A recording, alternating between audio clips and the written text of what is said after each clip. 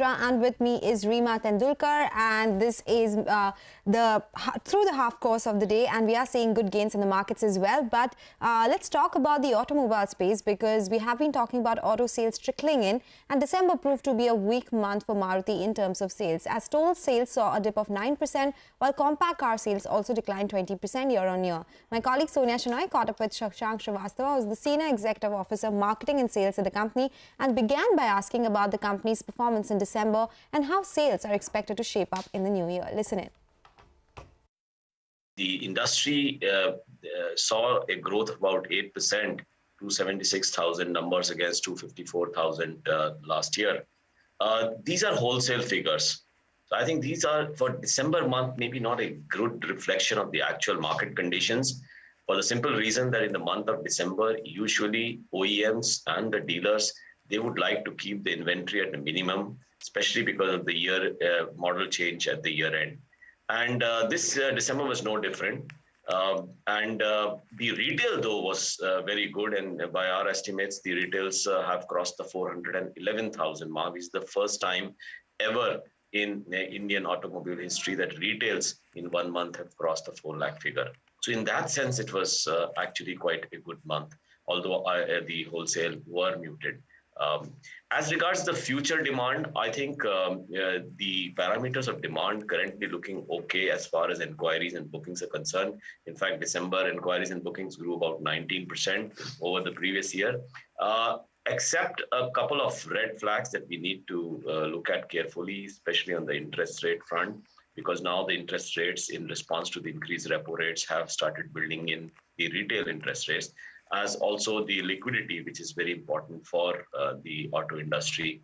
And of course, overall economic growth is something that we are very keenly monitoring, because that's something which is very highly correlated with automobile industry's projections. Okay, that's great to hear that the retail numbers looked very good, and you spoke about 411,000 units in December for the industry. How is Maruti clocking in terms of retail sales growth compared to what we've seen in the preceding months?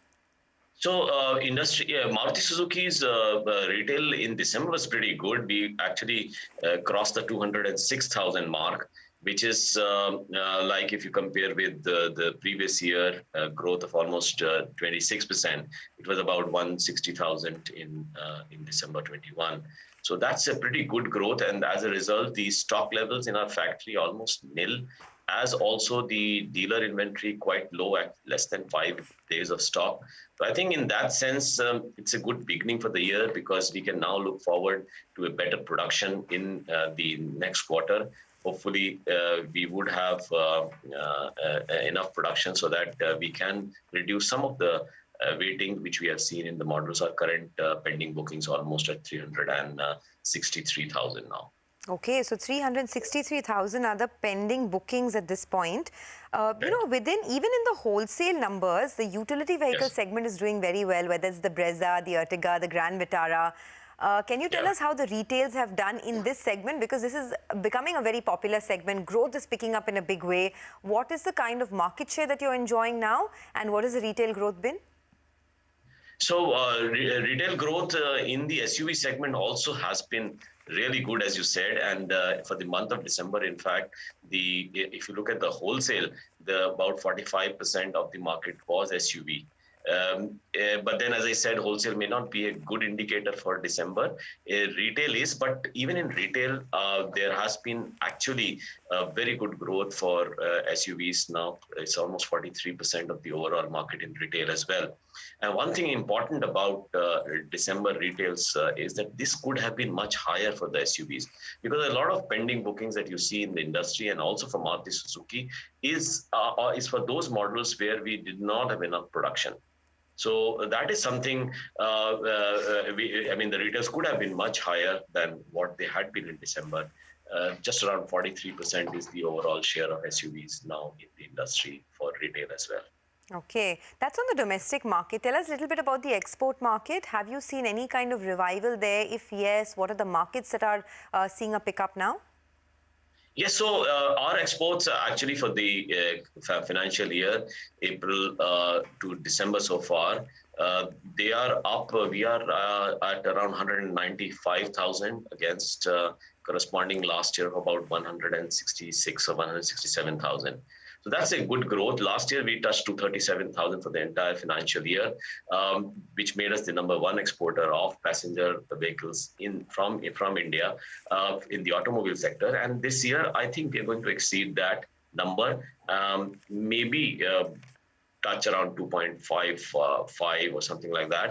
And that should be also, cementing our position as the #1 exporter for passenger vehicles from India. Getting back to the domestic market, there are these RD norms that will come into effect from April. And of course, there's an expectation that prices will be hiked as well.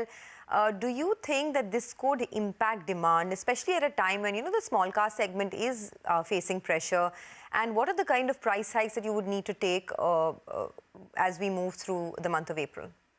Yeah, so that's a great point, actually, because the RD norms which come in force from 1st April, as also the OBD norms, which should make to conform to those norms, you'll have to make changes in the specs of the vehicles, which should add to the cost and hence ultimately to the price. And most OEMs have announced, including Maruti Suzuki, have announced price hikes to be taken in January, because now the we have to phase in these new norm vehicles. As a result, I'm sure there would be some impact on the overall demand projections. Okay, what is the passenger vehicle market share now? I think you had set a target to achieve 50% market share in the passenger vehicle space. Have you managed to do that? And two, what kind of growth do you see for the industry in the new year, the calendar year? Yeah, so our market share is around that 42% at the moment, just above 42%. Our target, as you rightly said, is 50%. In the non-SUV sector, of course, our market share has increased beyond 65%, and that's good. But now that we have introduced the SUV, our market share was just around 10%, just about for the last year, around that figure. And when you combine a 65% market share in non-SUV with a 10% share in SUV and you total them up, obviously it falls down to around that 40-45% range. In order to overcome that, we have introduced the new Brezza as also the Grand Vitara, which has held our market share in the last few months because we just introduced it in the end of September. So you will see some very positive movements in market share on the SUV segment, and therefore on the overall market share for Maruti as well. Especially with the Auto Expo coming up, we are introducing 2 new SUVs, and that should bolster our presence in the SUV segment, which has been a weak area for the last couple of years. Looking at 2 SUV launches to bolster their presence in the SUV market. The Maruti management saying that their market share on a consolidated basis stands at 42%. But if you strip out the SUV market, their market share is actually at 65%. So they want to increase their market share even in the SUV space. TVS Motors numbers are flashing for you on your screen. The two-wheeler sales have declined by 0.3%, I think. It's coming at 2.27. The stock is down 1%. The total sales are down 3.6%. And in that, the two-wheeler sales are down 3% on a year-on-year basis. Get into a break. On the other side, we'll be joined by R.V. Bubna, the CMD of Sharda Cropchem.